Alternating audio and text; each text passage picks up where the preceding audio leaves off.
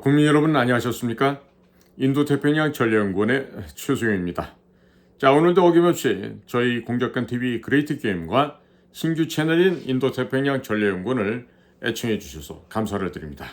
저희 방송을 늘 구독하고 애청하고 계시는 대한민국 전국에 계시는 국민 여러분, 그리고 해외에 계시는 동포 여러분, 한 분 한 분께 감사의 인사를 드립니다. 자, 오늘은 박재균 기자라는 분이 자유민주주의 수호 반국가 세력 척결이라는 제목으로 자유민주당을 만나다라는 기사를 지금 작성을 해서 보도를 했군요.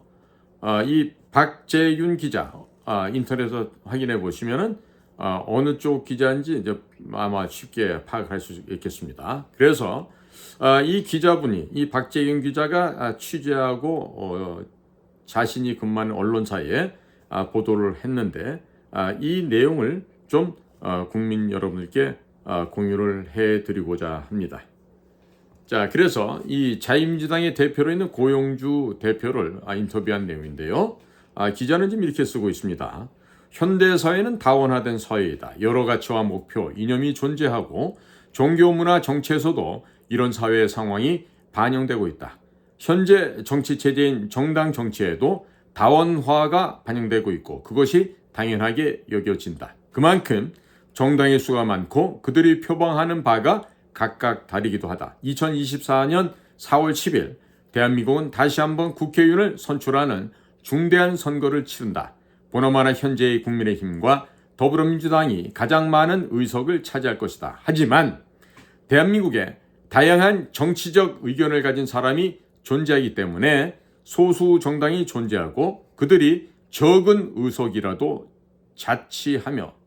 차지하며 국회에 입성할 가능성이 있는 것 또한 사실이다. 오늘은 자유민주당의 고용주 당대표를 만났다. 자유민주당은 좌파와 우파의 이념적인 스펙트럼에 있어서 분류하자면 우파 정당이다.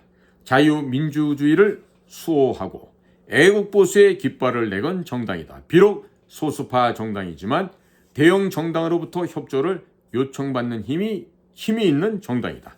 고용주 당대표로부터 자유민주당의 설립 과정에 대해 들어보았다. 제21대 국회의원 선거, 즉 직전 총선은 2020년 4월 15일에 실시되었다. 이때 우파의 선두주자였던 미래통합당은 선거에서 크게 패배하였다.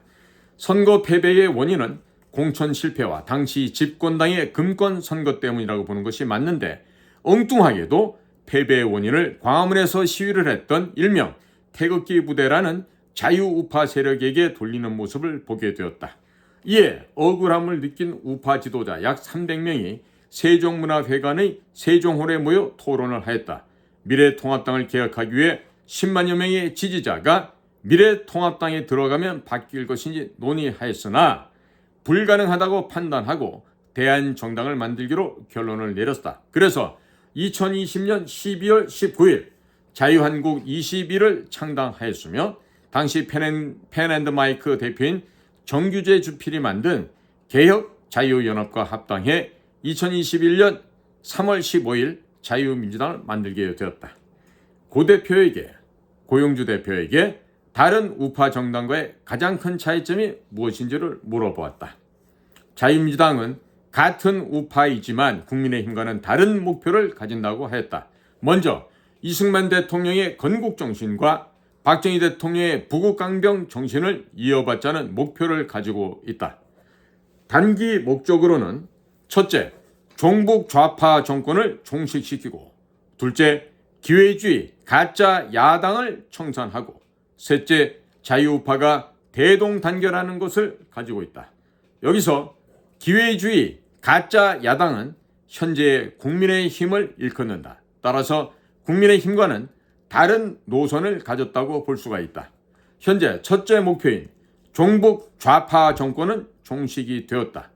다음 목표로 기회주의 야당인 국민의힘을 청산하는 것이 옳기는 하겠다. 하지만 현재 사법부, 입법부, 언론, 시민사회단체 등은 문재인 정권 때와 달라진 것이 없다.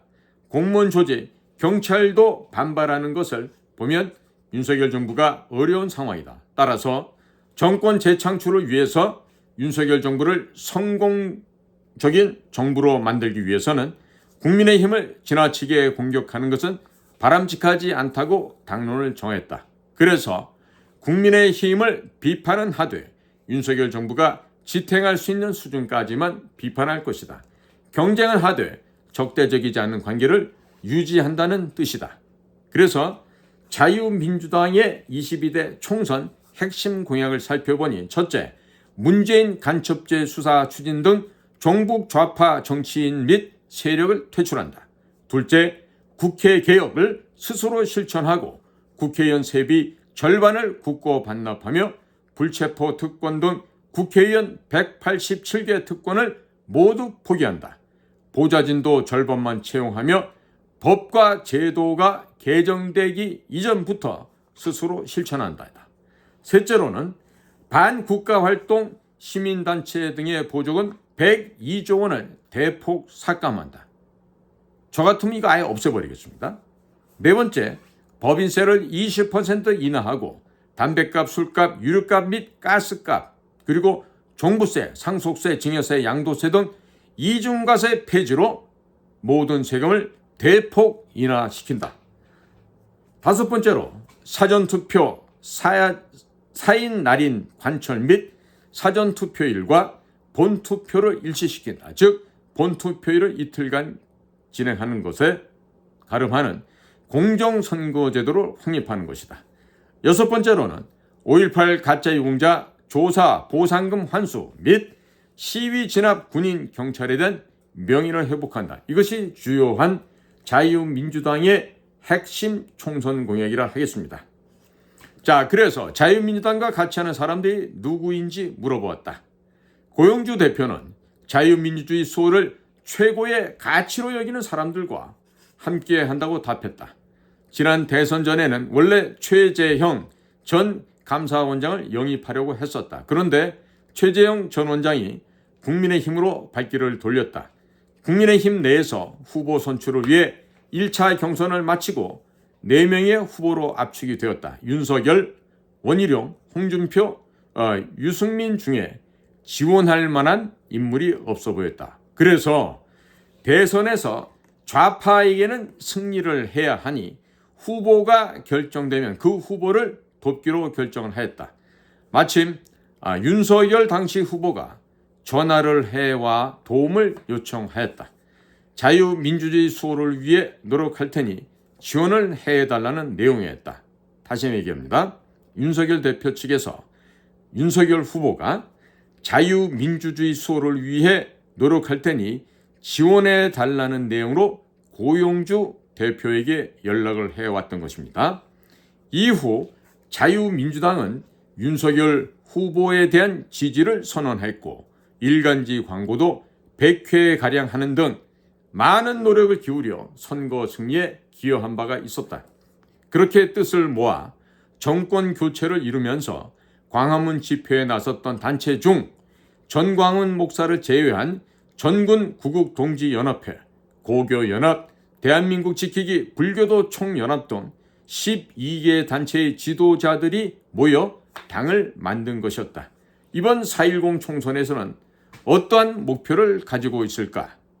교섭단체를 이루면 좋겠지만 현실적으로 대 6명 정도 진입할 수 있지 않을까 예상한다. 지역구로는 대 6명 후보를 낼 것이고 비례대표도 신청을 받고 있는 중이다. 지역구 공천이 확정된 인물은 속초, 인제, 고성, 양양의 주현관 후보, 인천시 서구의 이진기 후보, 전북, 전주을의 전기혁 후보이다.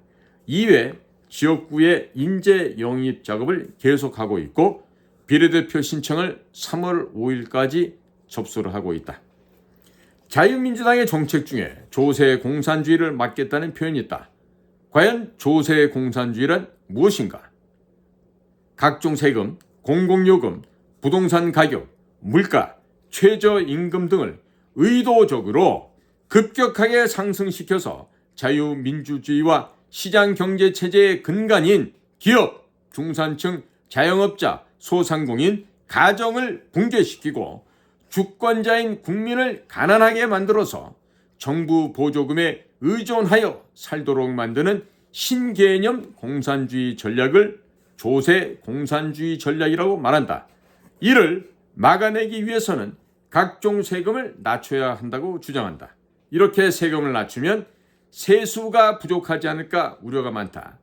그런데 몰라서 그렇지 반국가 활동을 하는 시민단체의 각종 보조금이 어마어마하다. 국방비가 약 57조 원인데 이 시민단체에 지원하는 보조금이 102조 원이다. 이렇게 줄줄 새는 세금을 대폭 줄여서 활용하게 되면 부담을 줄일 수 있다는 것이다. 자유민주당은 세금 전략과 국회의원 특권 포기를 보여주기 위해서 이번 선거 당선자의 경우는 세비의 절반만 받고 나머지는 반납해서 국고에 귀속할 것, 보좌진 절반만 고용할 것, 각종 특혜를 포기할 것을 공약에 넣고 보여주기로 하였다. 법적으로는 모든 특권을 다 받을 수 있지만 스스로 포기하면서 실천하는 것을 보여주면 다른 정당도 따라할 수 있을 것으로 생각한다. 예전에 고 이건희 삼성 회장이 대한민국 정치는 사류라고 말한 적이 있다. 정치가 사류가 된 이유는 국회가 너무 큰 특권을 가져서라고 보고 있다. 너무 높은 보수와 너무 많은 특권, 그걸 가지기 위해 무슨 짓이든 하는 정치인들의 행태가 있다는 것이다. 정치 발전을 위해서는 특혜 때문에 국회의원이 되려는 것이 아니라 봉사와 헌신의 마음이 먼저가 되어야 한다는 것을 보여주고 싶어 한다. 법과 제도가 바뀌기 전에 스스로 실천하는 모습을 보여주겠다는 뜻이다. 한편 코로나 백신 부작용과 정치 방역 관련 진상조사를 하고 피해 보상을 추진해야 한다는 정책이 있다.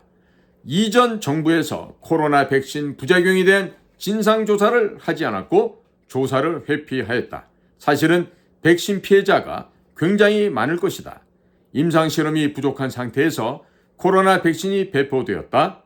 당시 전염병으로 인해 정부에서 어쩔 수 없이 빠르게 배포해야 했던 점은 이해할 수 있다. 하지만 부작용에 대한 보상은 적절히 해야만 했다. 세월호나 이태원 사고 등은 정부에서 시킨 일이 아니었다. 하지만 백신 접종은 정부에서 권장한 사안이었다. 따라서 백신에 의한 부작용 피해자가 나오면 정부에서 보상은 철저하게 해야 한다. 마지막 질문으로 세간에서 말하는 부정선거에 대한 견해가 있는지 물어보았다. 법률가이기도 한 고용주 변호사 겸 당대표는 사전투표 제도 자체가 선거제도의 취지에 맞지 않는다고 말한다. 선거는 한 시점에서의 국민의 선택을 알아보는 것인데 시간차가 존재한다는 것 자체가 의미에 맞지 않다는 것이다. 차라리 투표일을 이틀간 운영하는 것은 가능하지만 며칠씩 차이가 나는 투표는 시차로 인해 문제가 있다고 생각하고 있다. 그리고 이 건이 위헌 소송에 계류 중인 점도 밝혔다. 개인적으로 고용주 대표는 사전선거 제도의 폐지가 옳다고 생각하고 있다. 혹시 소송을 통해 다툼이 있었던 부정선거의 재판 결과에 대해서 어떻게 생각하는지도 질문하였다. 소위 일장기 투표용지, 배춧잎 투표용지 등이 발견된 것에 관해 고용주 대표는 법률가로서 사법부의 판결 방식에 대해 이해하는 입장이었다. 법원은 재검표를 하더라도 부정선거로 인해 선거 결과가 번복될 수 있는 경우에만 받아들이지 선거 결과가 바뀌지 않을 정도의 사안은 기각을 한다는 것이다. 그리고 이런 결정 방식은 판례를 통해 축적된 방식이라고 한다. 이런 점은 국민의 법 감정과 사법부의 판단에 차이가 있다는 점도 인정하였다. 오히려 투표와 개표 상황의 부정선거보다는 이전 총선에 있었던 금권 선거를 부정선거로 봐야 하지 않느냐고 지적하였다. 2020년 총선 당시 정부가 살포한 코로나 지원금이 금권 선거라는 설명이었다. 자유민주당의 목표는 단순하다. 자유민주주의를 수호하고 반국가 세력을 척결하자는 것이다. 이 목표를 달성하기 위해 때로는 투쟁을 하고 때로는 협력을 하면서 정당 정치를 실행하고 있다. 민주주의 실현하는 과정에서 어쩔 수 없이 다수결의 원칙에 따라 다수의 의견이 더욱 존중을 받지만 소수의 의견에도 귀 기울이는 성숙한 민주주의를 언제 볼 수 있을지 궁금하다. 자, 이렇게 하면서 박재균 기자의 보도는 끝을 맺습니다. 이 기사 제목이요. 자유민주주의 수호, 반국가 세력 척결, 자유민주당을 만나다입니다. 한번 인터넷에서도 검색을 해보십시오. 그리고 자유민주당에 대해서 조금 더 이해할 수 있는 그런 기회가 되시기를 바랍니다. 오늘도 저희 방송 공작관TV 그레이트 게임과 신규 채널인 인도태평양 전략연구원을 경청해 주셔서 감사를 드립니다. 저는 최수용이었습니다. 고맙습니다.